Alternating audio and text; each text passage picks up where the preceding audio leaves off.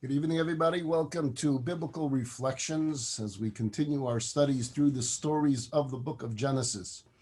We are in the middle of the story of Jacob, and tonight we focus on the confrontation, the epic confrontation between the two twin brothers, between Jacob and Esau. Before we begin, our prayers tonight are with the people of Eretz Yisrael, the people of Israel, especially those in Jerusalem that are coming in harm's way over the last 48 hours leading up to today, Yom Yerushalayim, the anniversary of the return of Jerusalem, our capital, in the Six-Day War. And it's obviously troubled times today in Eretz Yisrael. Israel needs to be strong. Israel will be strong. The people of Israel should be protected. God should watch over all of them. And indeed, Eretz Yisrael should be able to deal with the enemies the way they've always been able to show strength and determination that Yerushalayim is the eternal capital of the Jewish people, and so it must remain for all time to come. And so tonight we talk again about conflict. Conflict has been part of our history from the very beginning of times, and it begins in the lifetime of Jacob. The conflict that we're talking about tonight is the conflict not between Ishmael and Isaac, which was the prior generation, but between Israel, Jacob, and Esau. And it's a conflict that would continue until the end of days. At times, there would be moments of calm, and at times it would flare up. At times, Edom, which is represented, which is what Esau becomes, would subjugate Jacob, and at times Jacob would be victorious. But in the end of days, Jacob would be victorious permanently, and Esau would surrender to Jacob. We know that from the prophecies that were told to Rebekah when she was first pregnant with the twins.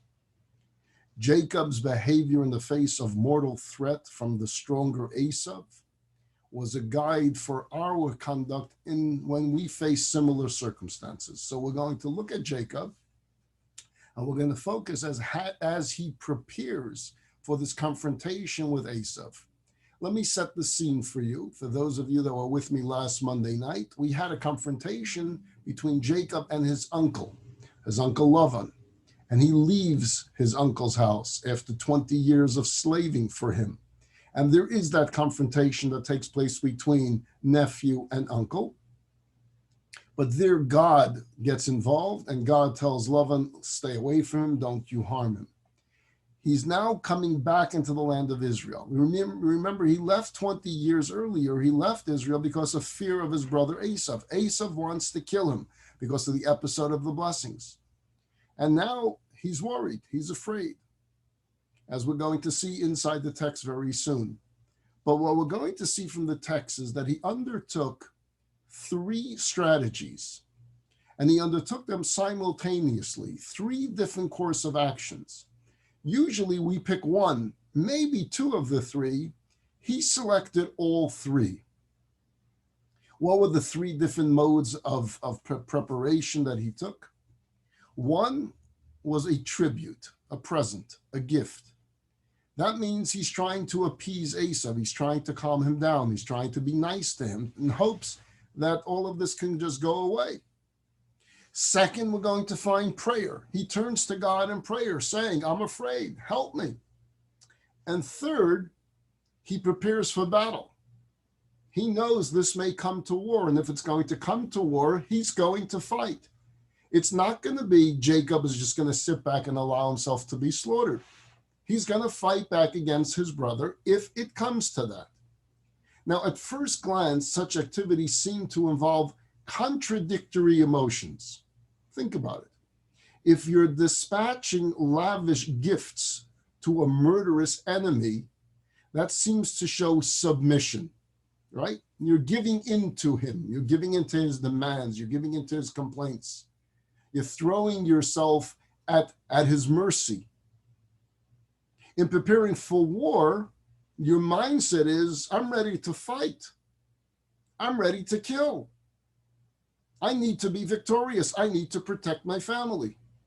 It's a very different mindset. When one prays sincerely and he throws his lot with God, he's showing neither submission to the enemy nor the armed might to fight, but he's relying on God. God, you help me. Three different emotions.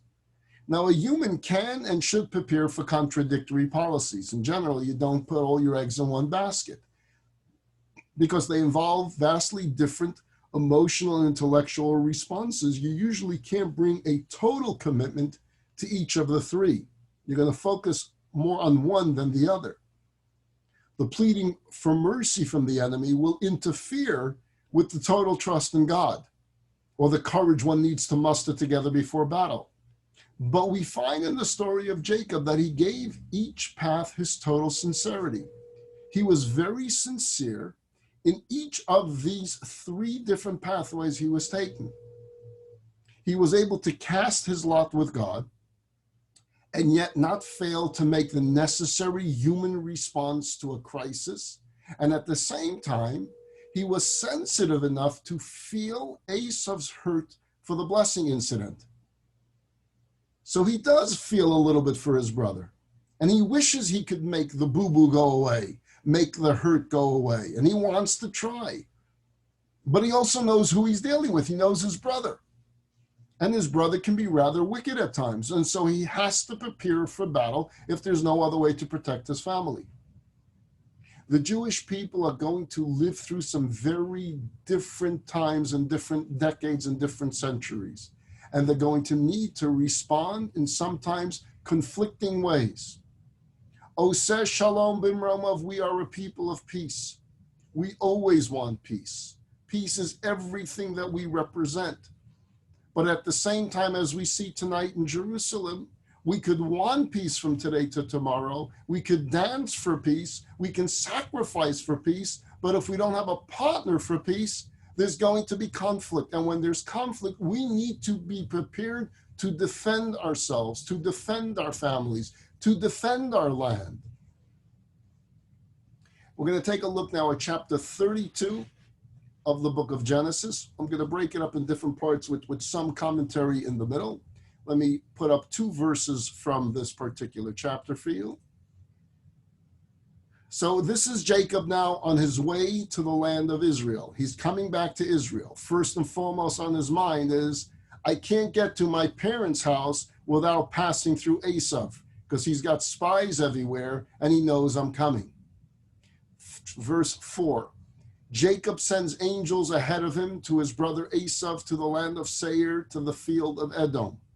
And he commanded them, saying, so shall you say to my master, to Esau, thus said your servant Jacob, I have sojourned with Laban, and I have tarried until now. So he sends, these are either angels, because remember we had taught that wherever Jacob went, angels accompanied him. He may have sent some of them, or in Hebrew, the word malachim can also mean messengers. So he sent messengers ahead of him before he arrives. Find my brother, this is where he lives, and deliver this message. Again, look at verse 5, and look at the opening message. We're going to have some more messages soon, but let's take a look at the opening message. So shall you say to my master, to Esau, thus said your servant Jacob, I have sojourned with Laban and I have tarried until now. So let's start with the very first part of it. To my master, to Esau, thus said your servant Jacob. It's important because you're going to see this as a common thread throughout his talking to his brother, his messages to his brother, and when he meets his brother. He will call his brother the master. He will call himself your servant. There's a lot of humility coming in the words of Jacob. That's what I meant before when I said conflicting emotions. On one hand, he's preparing for battle, and we'll see that in the next part of the chapter that we read. He has a military plan of what we're going to do upon an attack. But on the other hand, he does feel for his brother. He doesn't want to get into a conflict with his brother. He doesn't want war. He doesn't want his brother to hurt his family, nor does he want to hurt his brother's family. And he does feel the sensitivity of the fact that his brother was hurt. But he goes and he uses terminology that maybe we can justify Jacob for saying it. My master, your servant, it's a nice way of showing respect. The problem is going to be, and I'm going to come back to this weeks and weeks from now, maybe you'll remember it, but if not, I'll remind you, don't worry. There is an audience here. Who's the audience? His children. He has a family. Jacob perhaps can be comfortable using such terminology. But if you're a child of Jacob, if you're one of the 12 tribes of Israel, you're not comfortable with this. With your father calling himself your servant, with your father calling Esau his master, it gets worse. Because when there's going to be the actual meeting between the two, Jacob will bow down on the ground. He'll continuously bow to his brother. And the brothers, meaning the sons of Jacob, are watching this. And they're not pleased. They really don't appreciate seeing their father bow to Uncle Esau, who they have heard stories about. So if you know your uncle is wicked and you see your father bowing to him, it sends the wrong message. And that message is going to be a key part for us to understand the story of Joseph, which comes, as I said, many weeks from now. And he begins again saying, Im Lavan Garti, if I've been living with Lavan all this entire time. What does that mean? Well, Jacob is sending a message here. The message is, I haven't allowed the blessings that you're so angry about, that you still harbor these ill feelings towards me about. So number one, it hasn't taken away the respect I have for you as my older brother. And that's why he opens with this overpowering, overwhelming words of respect. You're my master, I'm your servant. Why? You're my older brother. So even though I receive the blessings from our father, I haven't allowed those blessings to get to my head that I shouldn't show respect to you as my older brother. Jacob understands that the blessings will take effect in the future. So he's able to see the respect for the present. But he's also sending another message. The message is, Esau, listen to me. You're upset because I got the blessings. What did the blessings get me thus far? Where did I live for 20 years? You know, Uncle Lavan, that's where I lived for 20 years. I was a sojourner. I was a stranger. I was treated like an immigrant. I was treated like a slave. I struggled for 20 years. You have no need to be jealous of me. I paid the price. Because of your anger, I had to run away, and I lived 20 years literally in a prison. So there's no reason for you to hold this grudge. It didn't work out for me. I paid a heavy price for this. Some say he's sending a message of, look here, I survived Lavan for 20 years. I can survive you too. And again, I would say the probability is he's sending both messages, because in his mind, in Jacob's mind, he's dealing with conflicting emotional responses simultaneously.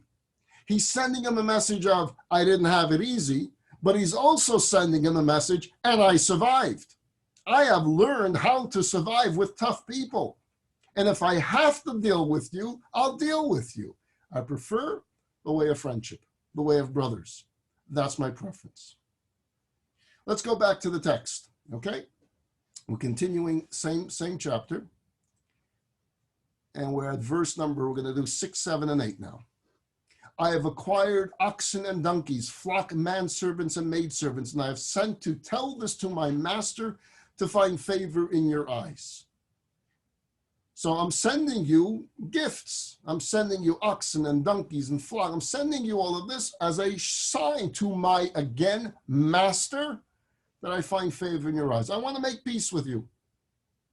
Verse 7, the angels return to Jacob. Angels are messengers, and they say, we came to your brother, to Esau, and guess what? We didn't have to go all the way to Seir to find him. He's coming towards you. and he has 400 men with him. Your brother knows you're coming and he's ready for you. He's ready for war. Verse 8, Jacob became very frightened and he was distressed. So he divided the people who are with him and the flocks and the cattle and the camels into two camps. Why is he filled with both fear and distress? Fear is what he felt for his family, that perhaps some of his family members would be slain. Distress is that he would have to slay himself, that he would have to kill relatives. So he's both filled with fear for his own family, and he's depressed that this may lead to him having, in defense of his family, to hurt people. Some say that the distress has to do with Jacob coming to a conclusion, a wrong conclusion, but a conclusion nevertheless. He believes that his father died, and he wasn't told. That somewhere along the way his father passed away and he never got the telegram. Why would he think that? Why would suddenly, and he gets a message that Esau is coming at you with 400 men, does it suddenly lead to a thought that maybe my father died? The answer is because Esau says, when it comes to the time of my father's passing, I will kill Jacob. That's what Esau said after the episode of the blessings. Esau is now charging at him with 400 men. Could it be that this means that Isaac, my father, has died, as Esau said he would do when his father died? Now, some ask the question, when it says that Jacob was afraid, why was he afraid? God promised him protection. When he left, you remember the story at the dream? God says, and I promise you, you will return safely to this land. And did not God just interfere with his battle with Lavan? So why is he a tzaddik? He's a holy man. Why is he so afraid? He should have faith in God. And God said, I'm going to protect you and I'm going to bring you back to this land. And perhaps Jacob answers this himself in a later verse, in verse 11, where he says to God, perhaps I used up all my allotment of blessings. It's interesting how the righteous think, because the righteous always appreciate everything that God does for them. Every day they feel the miracles of God that day. They open their eyes, thank God I have eyesight. They're able to hear, thank God I have the ability to hear. They smell, thank God I have the ability to smell. Everything they do, they feel the blessings of God. And therefore, in the righteous person's mind, they have been blessed by miracle after miracle every single moment of every single day. And so he feels, I've used it all up. I don't deserve any more. I have already received so much blessings from God. Perhaps I used up my allotment. Or maybe I sinned somewhere along the way and I lost the protection. Maybe I did something wrong. Maybe I spoke ill of somebody. Maybe I wronged somebody. Maybe I'm not even aware of it. But perhaps I used it up, or perhaps I lost it. Or maybe we could learn that even a man of faith can have fear. And it's not a contradiction. It's okay to be honest and say, I fear. Jacob has no problem in the text of the Torah admitting for all time, because we're going to read this verse every single year over and over, to say, I'm afraid. Or maybe he felt that because he didn't show respect to his father and mother for 20 years, by not being there with them, that he lost the protection. Maybe he should have come home earlier. Maybe he waited too long. Maybe the promise was that he would be protected, but even if he would be protected, there would be casualties. And even one casualty is too much for someone like Jacob. So either way, we can justify the fear that Jacob has. And he will prepare for this battle. So although, as I mentioned, he'll do everything to appease Esau and to send many gifts, he's also preparing his family for a possible battle for their lives.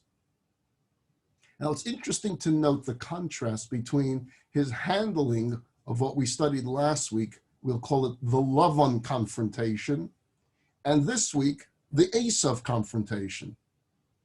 By Lavan, by his father-in-law, uncle, it was both his father-in-law and his uncle, there was no preparation for battle. And when Lavan confronted him, Jacob went on the offense. He went on a verbal assault against Lavan. How dare you chase after me, after how you treated me, after how you treated your own daughters, after how you treated your own grandchildren. He unleashes on Lavan. And by Esau, we find fear. We find preparation for battle. We find a very different Jacob, even though they're just days apart. And the answer is that with Lavan, with his father-in-law / uncle, he was very angry.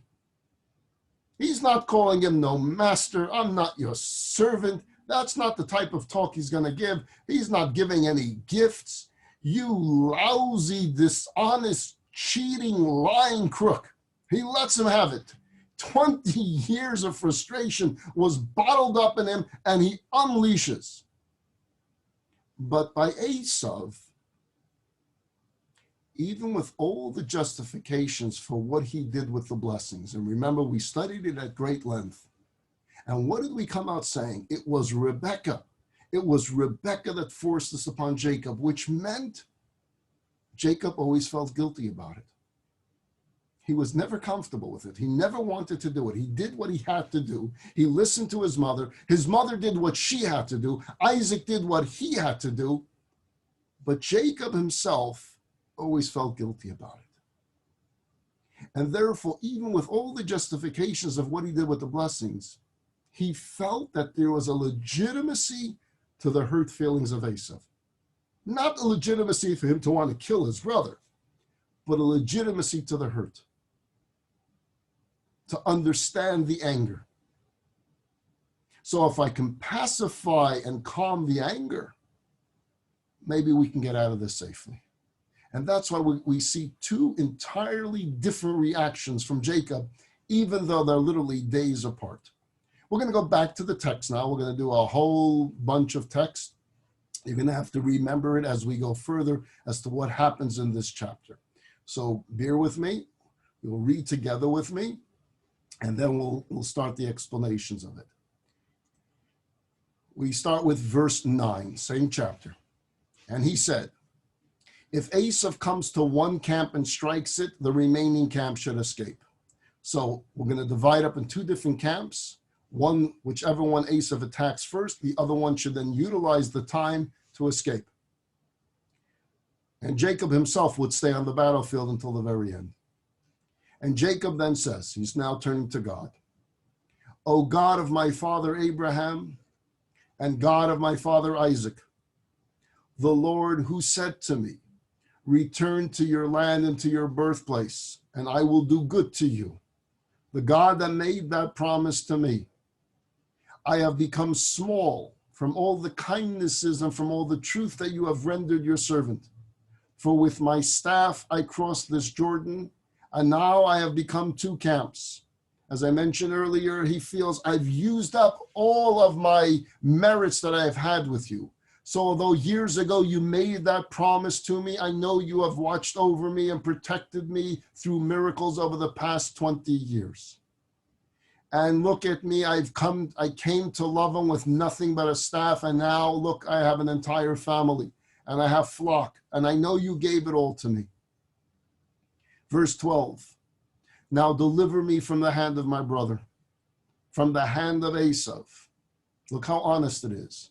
For I am afraid of him, lest he come and strike me and strike a mother with children. And you said, God, I will surely do good with you, and I will make your seed as numerous as the sand of the sea, which cannot be counted because of multitude. So God, I'm begging, if not for anything that I deserve, I'm just begging for mercy. Watch over my family. And here comes a side story that comes out of nowhere. and suddenly baffles us what's going on. Verse 14. So he lodged there on that night, and he took of what came into his hand a gift for his brother Esau. So first, he's going to focus on the gift, and then we're going to see this wrestling match that takes place. Let's get to it inside the text. First, the Torah will talk exactly about the gift. What did he send? He sent 200 she-goats and 20 he-goats, 200 ewes and 20 rams, 30 nursing camels with their young, 40 cows, 10 bulls, 20 she-donkeys, and 10 he-donkeys. And he gave into the hands of his servants, and each herd individually. And he said to his servants, pass on ahead of me. Make a space between one herd and another herd. And he commanded the first one to say, when my brother Esau meets you and asks of you, saying, to whom do you belong and where are you going and for whom are these before you? You shall say, I belong to your servant Jacob. It is a gift sent to my master, to Esau, and behold, he himself is behind us. And he commanded also the second one, also the third one, and also all those who followed the herd, saying, in this manner shall you speak to Esau when you meet him. So he doesn't send the gifts all at once. You don't appreciate as much if you get one big gift as much as you appreciate getting one gift, and then another gift, and then another gift, and they just keep on coming. So even if the first gift doesn't do the job, your hope is maybe the second.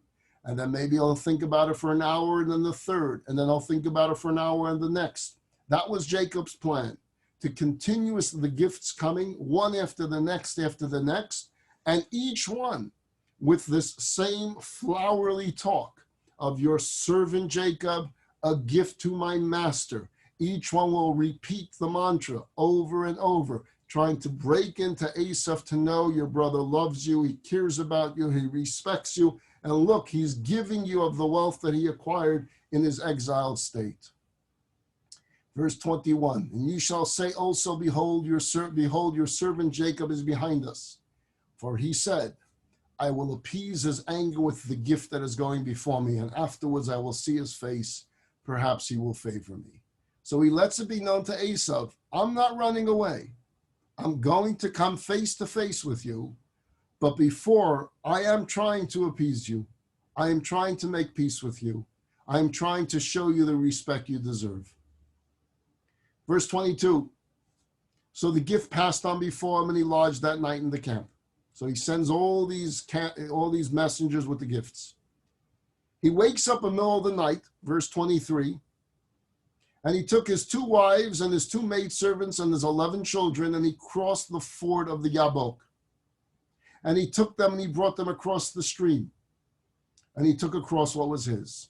So there is a stream, and he's going back and forth. He's taking the little kids over, he's taking the belongings over, and he keeps going back and forth over the stream, bringing the family to the other side of the small river, going back to whatever he left behind, and he's constantly through the night making these trips until verse 25. If anyone can give us a drum roll, please give us a drum roll, or change the music here to some boom, boom, boom, boom, boom, boom music, because the drama is about to start. Jacob is left alone. So he has everybody on the other side of the river, and now he is there himself on the other side. And a man wrestles with him until the break of dawn. Suddenly, Jacob finds himself in a wrestling match. A wrestling match means that you're locked hands and feet all locked in together, which means it's not a battle from a distance. It's a battle face on, hands on, feet on. Every part of the body is involved in this wrestling match. So this stranger appears out of nowhere when Jacob is all alone, and this big wrestling match begins. Verse 26. When he saw that he could not prevail against him, the enemy sees that he can't defeat Jacob. He touched the socket of his hip, and the socket of Jacob's hip became dislocated as he wrestled with him. He wasn't able to defeat Jacob, but he was able to injure Jacob. Now, as many of you know, the man that wrestled with him was not a man, it was an angel. So there is this physical wrestling match going on between Jacob and an angel that took on the appearance of a human being. One can imagine how strong an angel taking on the form of a human being would be, and yet Jacob would not allow the angel to defeat him. He did, however, suffer an injury in the battle. The angel now calls out to Jacob, "Let me go, for dawn is breaking." Angels have shifts. The night shift was coming to an end. The angel needs to go back up to heaven. Jacob is holding on to him. And he's saying, "Let me go." And although Jacob has a dislocated hip, he says, "No, I'm not letting you go." Jacob says, "I will not let you go until you bless me. I figured this out. I know you're not a regular human being. You're not going anywhere until you give me a blessing." So the angel says to him, "What's your name?" And he said, "Jacob." And he said, "Your name shall no longer be called Jacob, but Israel, because you have commanding power with an angel of God and with men, and you have prevailed." In Hebrew, the word Yisrael, Eretz Yisrael, comes from the word "you have wrestled with God." Sarisa im Elokim, because you have wrestled with God, Yisrael, and you have prevailed. And Jacob asked and said, "So now tell me your name." And he said, "Why do you ask my name?" And he blessed him there. And Jacob named the place Peniel. Peniel comes from the word "I have seen." As he says, Peniel, I have seen God, I have seen an angel face to face, and my soul was saved. Verse 32, and the sun rose for him when he passed Penuel, and he was limping on his thigh.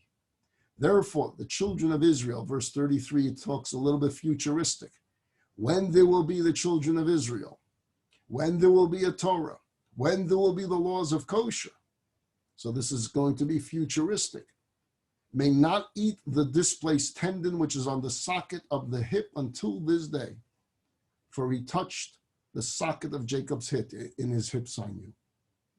And so there's a part of an animal, of a kosher animal, slaughtered properly, salted properly, a part of what we call the gid hanosha, which was similar to the part in the human body that was injured in this wrestling match. And until this day, we cannot eat to remember this particular story. Fascinating chapter. What's going on? Why is there a wrestling match? I thought we were dealing with confrontation with Esau. We were getting ready for that. And all of a sudden, the worldwide wrestling thing broke out. And we have a wrestling match going on. Ding, ding, ding, round 1, round 2, round 3. They go 12 rounds. And then it's morning. Let me go. No, I'm not letting you go. Bless me. What's going on? It's a puzzling story. This is a story of the Torah that must prove to you that there must be an oral transmission that goes along with the text of the Torah. Because if this story just appears in the text of the Torah without any commentary that comes along with it, it makes no sense. You can't make any sense of the story. He's going over back and forth of a river, and suddenly, all of a sudden, a man appears and says, "Let's wrestle." And the commentaries and Moshe, as he taught this story, passed along all of the meaning of what's going on. And there's some very powerful, prophetic episode of the Bible that's talking to each and every single one of us. The stranger that met him, as we mentioned, is an angel. The commentaries tell us that it was the guardian angel of Esau. Just like, remember, we said that Jacob had angels, Esau also had angels. And these were the guardian angels of Esau, or the embodiment of the force that will attempt to stop the Jewish people. Just like there's powerful energy on our side, there is also energy for our enemies. Because we, the Jewish people, the chosen people, have a mission from God. This mission to be a light unto the nation, a mission to bring blessings to all the families on the face of the earth. When powerful energy is given to one side, in the fairness of free choice, there's also energy given to the opposite side, to the forces of evil. This angel, although the angel itself is not evil, an angel is fulfilling a mission. But this angel represented the embodiment of the force that will attempt to stop the Jewish people in our mission, not just right here with Jacob, but it was the embodiment of the force that will attempt to stop the Jewish people throughout all of history. This battle, this wrestling match that's going on represents the wrestling match of the Jewish people and its enemies throughout all of history. That's what's going on here. That's what it means that the wrestling match went on through the night. Through the night means through all of the years of exile, through thousands of years of exile, the wrestling match goes on. The wrestling match is going on as we speak right now in Jerusalem. It continues. The enemies of the Jewish people will fight with the Jewish descendants, wrestling with them to stop them from fulfilling their mission. And it will go until the break of dawn. But what does the break of dawn mean? The break of dawn means until Mashiach comes, when the darkness of exile will end. But until Mashiach comes, the enemies of the Jewish people will continuously wrestle with us. Jacob quickly understands that this is a cosmic battle. It's not about some stranger finding him alone. This is about history. And he won't allow himself to be defeated because he's representing all of us. And when the angel saw that he would not be victorious, he grabbed hold of the hip socket on his thigh and he dislocated it. And still Jacob would not give in. This lonely man stands up against all forces. They wound him. They hurt him. They injure him. They cause him pain. But surrender? Not him. Not Jacob. He will not surrender. The angel says, release me. I have to go back upstairs. My shift is over. Jacob says, not so fast. You need to bless me. What does he mean? You need to concede. Concede. You know, in a wrestling match, I don't know if they still do it, they bang 3 times on the canvas to show they've conceded. You have to make some gesture of a concession. Concede that our people, that the nation that will come forth from me, will ultimately be victorious over its enemies and its mission accomplished. And if the angel, the guardian angel of Esau, concedes, then those blessings belong to me. The blessings that Esau still harbors ill feelings about, you concede right now that they're mine, and I'll let go of you. Do you understand what happened here in this wrestling match? This cosmic battle is taking place that took place really over thousands of years. Jacob was wounded. His thigh was dislocated. We, the Jewish people, have been wounded. We have been wounded throughout our history. Generations have been wounded. We have limped out of generations. We have limped out of centuries. We have limped our way out of countries as we've been exiled from this part of the world to another part of the world to another part of the world. But we never surrendered. We never quit.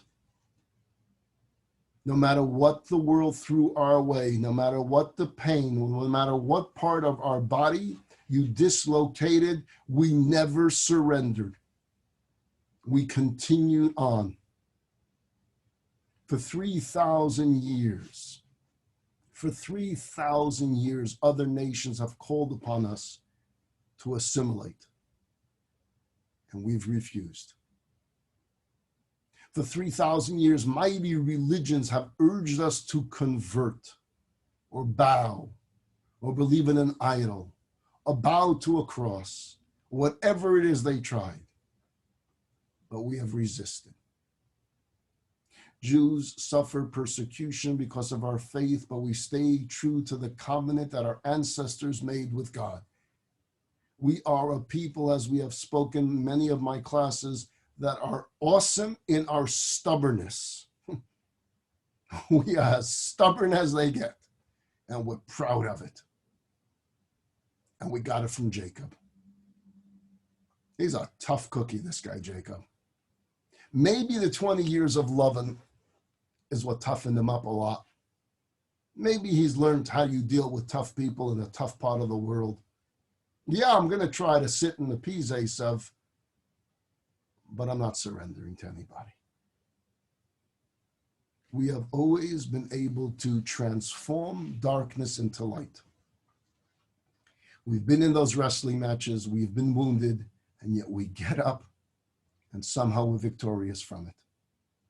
Students of Jewish history know that after each horrifying calamity we face, the results has always been a stunning burst of expansion and creativity. It doesn't make it worthwhile. I'm never trying to do it, and I'm always careful. I never want to say that, look, the Holocaust happened, but we got Israel, because we don't do that. We should have gotten Israel without a Holocaust too. But at the same time, think about it, as defeated as we appear to be in that wrestling match with the world in the 1940s, where the world could care less about the survival of a Jewish people, and how we bounce back from that with such force that the world has never seen such a thing. And I'm not just talking about Israel. Think about American Jewry as well, how we have rebounded, how we have grown, how we have expanded, how we've rebuilt. For every synagogue they burnt down, we built 10. Our darkest nights have always been a prelude to our most inspired dawns. That's who we are, and we got it from Jacob. It's not easy. It's not easy to walk through the valley of the shadow of death, as King David calls it, and keep an unshakable hold on life and faith. And yet we've done it. Is there any nation on the face of the earth that have walked through the valley of the shadow of death as the Jewish people? And yet, look, we're talking tonight about Torah. We're still talking about Torah. We're still studying the Torah. We're studying the book of Genesis. We're studying Abraham. We're studying Isaac. We're studying about Jacob. Even though my father and my grandfather and many of your parents and your grandparents walked through that valley of the shadow of death, we have kept this unshakable hold on life and faith, despite whatever the world threw our way. Think about this for a moment. On Hanukkah, we eat latkes, right? We eat donuts. We eat things fried in oil. On Passover, we eat matzah.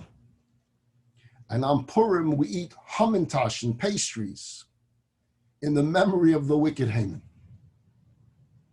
You see, we're so used to the festival delicacies that rarely do we stop to marvel at the fact that these foods represent three of the most powerful empires of the ancient world. We eat matzah to remember Egypt. We have the oil to remember Greece. Not Greece as an oil, Greece as the nation. And we eat hamantash and we remember Persia. Each of these empires tried to destroy us. And what did we do? We made cookies, donuts, and matzah balls out of them. We laugh at the world. You try to destroy us. It's not going to work. We'll just make a matzah ball out of you. We'll make a jelly donut. We'll make a cookie. These delicacies symbolize the irony that these oppressive, destructive empires turned out to be, for us, sources of sweetness and nourishment of Jewish survival and celebration. Jews are not blind to the existence of evil. We have gotten too often the brunt of it, but we refuse with every fiber of our being to be resigned to it. We find a way to transform them into blessings. So we were slaves in Egypt, we celebrate Passover.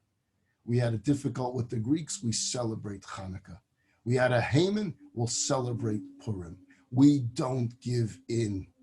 We don't surrender. The world thought pre-Holocaust, mid-Holocaust, post-Holocaust that they saw the end of our people. Well, they were mistaken. It wasn't the end of our people. We got up from the wrestling match, wounded, oh yes. Hurt, we still feel the pain. We're still limping, but we're up.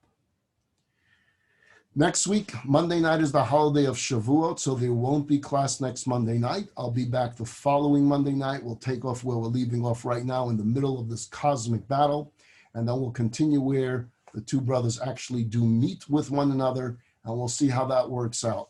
I want to wish all of you a very happy holiday of Shavuot. If you live in the area, please do consider joining us live, not on Zoom, but come join us Monday and Tuesday of the holiday of Shavuot. We're going to have outdoor services. We're going to read the 10 Commandments, and we're going to have a beautiful dairy lunch outdoors as well. We got all types of food for you. We got pizza and lasagna and Alfredo something, I don't know what, all different types of cheese dishes for you. And then the second day, we got bagels and lox, and it's going to be so much food. But most important, we have ice cream for all of you. Loads and loads of ice cream with all types of sprinkles. We call it the Mount Sinai cone. So if you want to get your own Mount Sinai cone along with some cheesecake, please join us Monday, next Monday, 9:30 a.m., Tuesday, 9:30 a.m. Tuesday, we also recite the Yizkor Memorial Prayer. I want to wish all of you a very, very happy holiday. Please join me. And 2 weeks from tonight, we'll be back at 7:30 p.m. This Wednesday, we will have class on the chosen people. Have a wonderful, wonderful week, everybody. Look forward to seeing you next week.